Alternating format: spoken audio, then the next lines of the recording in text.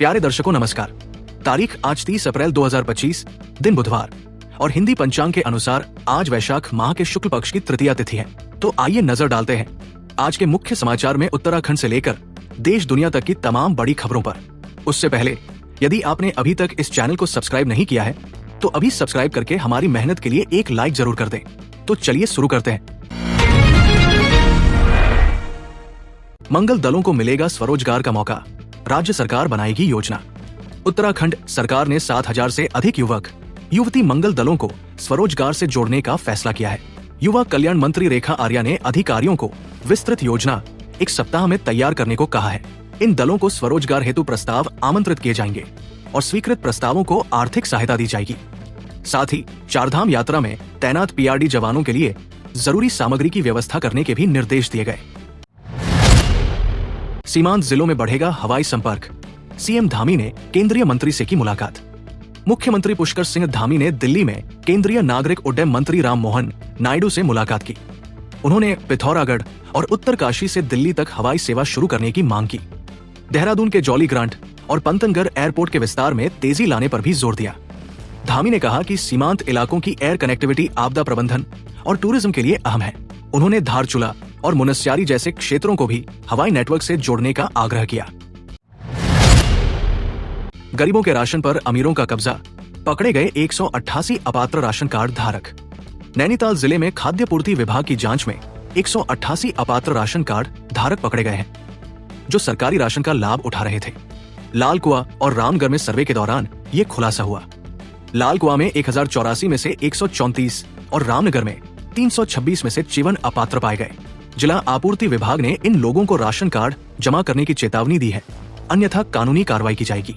जिलाधिकारी के आदेश पर सर्वे जारी है और अपात्रों से राशन कार्ड जल्द सरेंडर करने की अपील की गई है। उधम सिंह नगर पेट्रोल पंप डकैती का खुलासा, पुलिस मुठभेड़ में एक घायल और 5 गिरफ्तार। उधम सिंह नगर जिले में पेट्रोल पंप डकैती करने वाले गिरोह से पुलिस की मुठभेड़ हुई। किच्छा और खटीमा की संयुक्त टीम ने एक डकैत को गोली मारकर घायल किया और 5 को गिरफ्तार कर लिया। उनसे 2 तमंचे, 34,000 नकद और चोरी की बाइक बरामद हुई। डकैतों ने 24 और 26 अप्रैल को पेट्रोल पंपों से लूट की थी। 2 आरोपी अब भी फरार है, जिनकी तलाश जारी है। पुलिस ने घटना स्थल का निरीक्षण किया और घायल डकैत से अस्पताल में पूछताछ की। बाबा केदार की डोली पहुंची फाटा, 1 मई को पहुंचेगी धाम। केदारनाथ धाम की चल डोली मंगलवार को फाटा पहुंची, जहां भक्तों ने भव्य स्वागत किया। डोली ने विश्वनाथ मंदिर से प्रस्थान कर नारायणकोटी, मैखंडा होते हुए फाटा तक यात्रा की। आज बुधवार को डोली गौरीकुंड पहुंचेगी, जहां गौरी माई से मिलन होगा। 1 मई को डोली केदारनाथ पहुंचेगी और 2 मई सुबह 7 बजे मंदिर के कपाट श्रद्धालुओं के लिए खोल दिए जाएंगे। मंदिर समिति के अनुसार कपाटोद्घाटन की सभी तैयारियां अंतिम चरण में है। आयुष अस्पताल पर बीजेपी में मतभेद, पूर्व और वर्तमान विधायक आमने सामने। टिहरी के जेलम लामनी घार में प्रस्तावित 50 बेड आयुष अस्पताल का काम 2 साल से बंद है। पूर्व विधायक धन सिंह नेगी ने इस पर विरोध जताया और धरने को समर्थन देने टिहरी पहुंचे। उन्होंने कहा कि 4 करोड़ खर्च हो चुके हैं, फिर भी अस्पताल को शिफ्ट करने की कोशिश की जा रही है। वहीं विधायक किशोर उपाध्याय ने कहा कि उनकी इसमें कोई भूमिका नहीं है और यदि जमीन पर कोई हादसा हुआ तो पूर्व विधायक जिम्मेदार होंगे। चारधाम यात्रा से पहले पुलिस सतर्क, डीजीपी ने लिया व्यवस्थाओं का जायजा। चारधाम यात्रा शुरू होने से पहले डीजीपी दीपम सेठ ने हरिद्वार, ऋषिकेश और टिहरी में व्यवस्थाओं का जायजा लिया। उन्होंने बताया कि यात्रा सुरक्षा हेतु 6,000 पुलिसकर्मी, 17 पीएससी और 10 केंद्रीय बलों की तैनाती हो चुकी है। साइबर ठगी से बचाव को हेल्पलाइन और QR कोड जारी किए गए हैं। यातायात के लिए त्रिस्तरीय प्लान तैयार किया गया है। 2000 से अधिक CCTV और 18 ड्रोन से निगरानी की जाएगी। यात्रियों से फीडबैक भी लिया गया।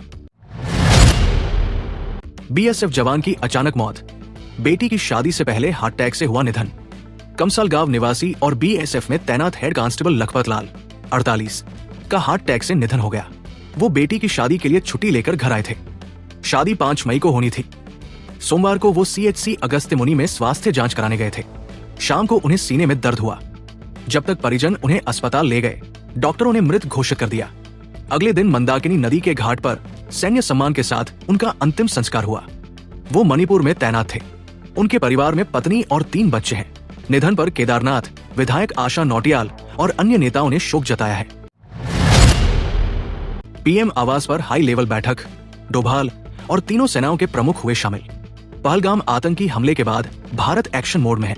प्रधानमंत्री नरेंद्र मोदी की अध्यक्षता में मंगलवार को उच्च स्तरीय बैठक हुई। इसमें रक्षा मंत्री Rajnath Singh, NSA Ajit Doval, CDS general Anil Chauhan, थल सेना अध्यक्ष उपेंद्र द्विवेदी और नौसेना प्रमुख दिनेश के त्रिपाठी भी शामिल थे। बैठक में आतंकियों के खिलाफ रणनीति पर चर्चा हुई। पीएम ने सेना को कार्रवाई के लिए पूरी छूट दी। सिंधु जल संधि स्थगित कर दी गई है और अटारी चेक पोस्ट तत्काल प्रभाव से बंद कर दिया गया है।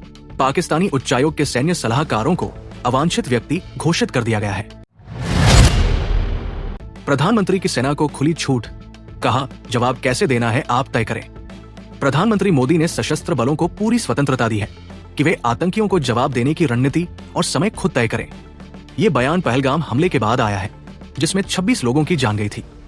डोभाल, राजनाथ सिंह, तीनों सेनाओं के प्रमुखों के साथ हुई बैठक में पीएम ने कहा कि आतंकवाद पर करारी चोट देना राष्ट्रीय संकल्प है।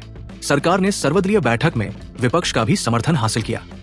बैठक में बताया गया कि हमले के तार सीमा पार से जुड़े हैं। साइबर हमलों की साजिश में पाकिस्तान, भारतीय सेना ने दिया मुंहतोड़ जवाब। पहलगाम हमले के बाद पाकिस्तान बौखलाया हुआ है। अब उसने भारत पर साइबर हमले की नाकाम कोशिश की है। सूत्रों के अनुसार पाकिस्तान समर्थित हैकरों ने army public school Srinagar, Ranikhet, air force portal और हाउसिंग संगठनों को निशाना बनाया। हालांकि भारतीय साइबर सुरक्षा प्रणाली ने समय रहते हमलों को विफल कर दिया। कोई भी संवेदनशील नेटवर्क प्रभावित नहीं हुआ। LOC पर भी भारतीय सेना ने पाकिस्तान की गोलीबारी का जोरदार जवाब दिया है। ये लगातार 5वां दिन है जब भारत मजबूती से प्रतिक्रिया दे रहा है। पहलगाम आतंकी हमला, धर्म पूछकर की गई हत्याएं। अब तक का सबसे बड़ा हमला। 22 अप्रैल को पहलगाम की बाईसरन घाटी में पर्यटकों पर हमला कर 26 लोगों की जान ली गई। आतंकियों ने पहले धर्म पूछा, फिर हिंदू पहचान वालों को गोली मारी। मारे गए लोगों में 2 विदेशी और 2 स्थानीय नागरिक भी थे। इस हमले की जिम्मेदारी लश्कर-ए-तैयबा से जुड़े TRF संगठन ने ली है। 3 जुलाई से शुरू होने वाली अमरनाथ यात्रा से पहले ये बड़ा सुरक्षा संकट है। ये पुलवामा के बाद सबसे बड़ा हमला बताया जा रहा है। पहलगाम हमले पर चर्चा के लिए संसद का विशेष सत्र बुलाया जाए। खरगे, राहुल का पीएम मोदी को पत्र। कांग्रेस अध्यक्ष मल्लिकार्जुन खरगे और राहुल गांधी ने प्रधानमंत्री नरेंद्र मोदी से अपील की है कि वे 22 अप्रैल को पहलगाम में हुए आतंकी हमले पर संसद का विशेष सत्र बुलाएं। इस हमले में 26 लोग मारे गए थे, जिनमें अधिकतर पर्यटक थे। विपक्ष ने ये मांग की है कि इस हमले पर संसद में चर्चा हो और सरकार इस मुद्दे पर सख्त कार्रवाई करे। कांग्रेस ने प्रधानमंत्री मोदी से इस हमले के खिलाफ एकजुटता और कड़ी प्रतिक्रिया की अपेक्षा जताई है।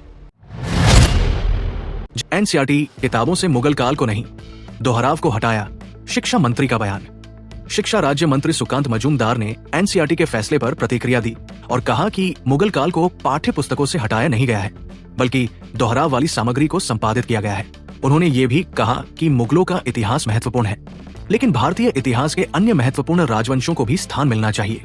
इस निर्णय को भारतीय संस्कृति और इतिहास के सटीक प्रतिनिधित्व के रूप में देखा जा रहा है। कनाडा के आम चुनाव में भारतवंशियों का प्रदर्शन, 75 भारतवंशी उम्मीदवार मैदान में। कनाडा के हालिया आम चुनाव में 75 भारतवंशियों ने अपनी उम्मीदवारी पेश की। इनमें से कुछ उम्मीदवारों ने जीत दर्ज की, जबकि कई हार गए। विशेष रूप से खालिस्तान समर्थक जगमीत सिन्हा को हार का सामना करना पड़ा। ये चुनाव भारतीय कनाडाई समुदाय के लिए अहम था, क्योंकि इससे उनकी राजनीतिक स्थिति और भविष्य में सत्ता में प्रभाव बढ़ने की संभावना दिखाई देती है। कई भारतीय उम्मीदवारों ने प्रमुख राजनीतिक दलों से समर्थन भी प्राप्त किया। कनाडा में लिबरल पार्टी ने सत्ता में वापसी की है और अब मार्क कार्नी प्रधानमंत्री पद के मजबूत उम्मीदवार माने जा रहे हैं। इस चुनाव में भारतवंशी उम्मीदवारों की स्थिति पर भी ध्यान दिया गया, जिनमें से कुछ ने जीत हासिल की और अन्य को हार का सामना करना पड़ा। पार्टी ने इस चुनाव में भारतीय समुदाय के मुद्दों को उठाने और उन्हें समाधान देने का वादा किया है, जिससे चुनावी परिणामों को प्रभावित किया। 29 मई को लॉन्च होगा एक्सियोम 4 मिशन। भारत के शुभांशु शुक्ला बनेंगे पहले अंतरिक्ष यात्री। 29 मई को एक्सियोम 4 मिशन लॉन्च होगा, जिसमें भारत के शुभांशु शुक्ला और अन्य अंतर्राष्ट्रीय अंतरिक्ष यात्री शामिल होंगे। शुभांशु शुक्ला इस मिशन के साथ अंतरिक्ष में यात्रा करने वाले पहले भारतीय नागरिक बनेंगे। ये मिशन भारतीय, पोलैंड और हंगरी के लिए ऐतिहासिक होगा, क्योंकि ये देश पहली बार संयुक्त अंतरिक्ष यात्रा करेंगे। इस मिशन से भारतीय अंतरिक्ष कार्यक्रम की नई दिशा मिलेगी। यूक्रेन पर रूस के ड्रोन हमले जारी। जेलेंस्की ने पुतिन के युद्ध विराम प्रस्ताव को बताया धोखा। रूस और यूक्रेन के बीच संघर्ष जारी है। सोमवार रात रूस ने यूक्रेन के नागरिक इलाकों पर घातक ड्रोन हमले किए। जिसमें एक 12 साल की बच्ची की मौत हो गई और 3 लोग घायल हो गए। यूक्रेनी राष्ट्रपति जेलेंस्की ने रूस के युद्ध विराम प्रस्ताव को धोखा बताते हुए इसे खारिज किया। उन्होंने कहा कि यदि रूस शांति चाहता है तो युद्ध विराम तत्काल और बिना शर्त होना चाहिए। इस पर अमेरिकी राष्ट्रपति ट्रंप ने भी पुतिन की मंशा पर सवाल उठाए हैं। अमेजन ने लॉन्च किया अपना पहला इंटरनेट सैटेलाइट, एलन मस्क की स्टारलिंक को टक्कर देने की तैयारी। अमेजन ने अपना पहला इंटरनेट सैटेलाइट लॉन्च किया, जिससे वो एलन मस्क की स्टारलिंक को टक्कर देने की तैयारी कर रहा है। यूनाइटेड लॉन्च अलायंस के रॉकेट से अमेजन के प्रोजेक्ट कुइपर के 27 सैटेलाइट्स ऑर्बिट में छोड़े गए। ये सैटेलाइट्स 630 किलोमीटर की ऊंचाई पर होंगे। अमेजन का लक्ष्य 3200 सैटेलाइट्स लॉन्च कर दुनिया भर में तेज इंटरनेट सेवाएं पहुंचाना है। अब पीएफ ट्रांसफर होगा तुरंत। ईपीएफओ ने फॉर्म 13 की प्रक्रिया की आसान। ईपीएफओ ने फॉर्म 13 की प्रक्रिया को सरल कर दिया है। अब 3 स्तर की प्रोसेसिंग हटाकर सीधे स्रोत कार्यालय से क्लेम मंजूरी के बाद पैसा नए खाते में जुड़ जाएगा। इससे कर्मचारी का समय बचेगा और प्रोसेस तेज होगा। नए प्रोसेस के तहत कर्मचारी की केवाईसी, बैलेंस, ब्याज और टैक्स डिटेल्स एक साथ दिखेंगी। ट्रांजैक्शन के लिए यूनिक आईडी जनरेट होगी, जिससे पारदर्शिता बढ़ेगी। पुराने खाते से स्वीकृति मिलते ही बैलेंस और सर्विस हिस्ट्री ऑटोमेटिक जुड़ जाएगी। ये सुविधा नौकरी बदलने वालों के लिए बेहद उपयोगी होगी। 2 दिन बाद इन स्मार्टफोन में नहीं चलेगा व्हाट्सएप। देखे पूरी लिस्ट और जाने कारण। व्हाट्सएप ने घोषणा की है कि मई 2025 से कुछ पुराने आईफोन मॉडल्स पर उसका सपोर्ट बंद कर दिया जाएगा। इसमें आईफोन 5s, आईफोन 6 और आईफोन 6 प्लस जैसे पुराने मॉडल शामिल हैं। ये निर्णय सुरक्षा कारणों से लिया गया है, क्योंकि पुराने iOS वर्जन्स में अब अपडेट्स नहीं मिलते हैं, जिससे डेटा ब्रीच और साइबर खतरों का सामना हो सकता है। हर भारतीय के स्मार्टफोन में होने चाहिए ये 5 सरकारी ऐप्स। डिजिलॉकर और एम-आधार की नहीं है बात। भारत सरकार ने कई ऐसे ऐप्स लॉन्च किए हैं जो नागरिकों की जिंदगी को आसान बना सकते हैं। इनमें दीक्षा, स्वयं, 112 इंडिया, एम परिवहन और आरबीआई रिटेल डायरेक्ट जैसे ऐप्स शामिल हैं। ये ऐप्स शिक्षा, मेडिकल इमरजेंसी और फाइनेंशियल मैनेजमेंट में मदद करते हैं और हर भारतीय के स्मार्टफोन में होने चाहिए। जीमेल का कमाल। अब फालतू मेल होंगे छू मंतर। आ गया शानदार फीचर। जीमेल ने नया मैनेज सब्सक्रिप्शंस फीचर लॉन्च किया है, जो आपके इनबॉक्स को साफ और व्यवस्थित रखेगा। इस फीचर की मदद से आप सभी बेकार और प्रमोशनल मेल्स को एक साथ देख सकते हैं और उन्हें अनसब्सक्राइब कर सकते हैं। इससे आपको फालतू मेल से छुटकारा मिलेगा और आपका इनबॉक्स क्लीन रहेगा।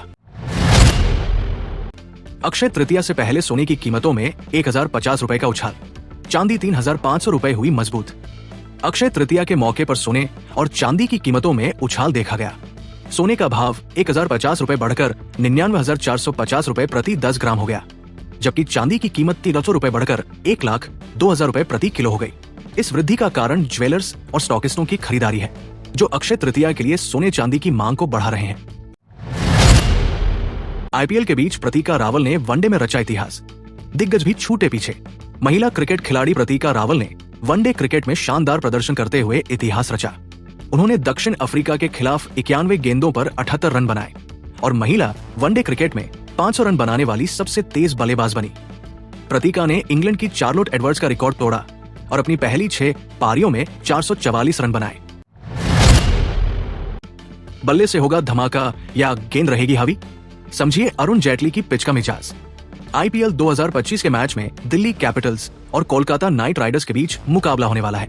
दिल्ली की टीम ने अब तक 9 में से 6 मैच जीते हैं, जबकि कोलकाता ने 9 में से सिर्फ 3 मैच जीते हैं। इस मैच में अरुण जेटली स्टेडियम की पिच का मिजाज अहम भूमिका निभाएगा, जो बल्लेबाजों और गेंदबाजों के लिए चुनौतीपूर्ण हो सकती है। प्यारे दर्शकों, ये थी आज की प्रमुख खबरें। हम फिर हाजिर होंगे कल सुबह कुछ नई खबरों और अपडेट्स के साथ। तब तक के लिए नमस्कार।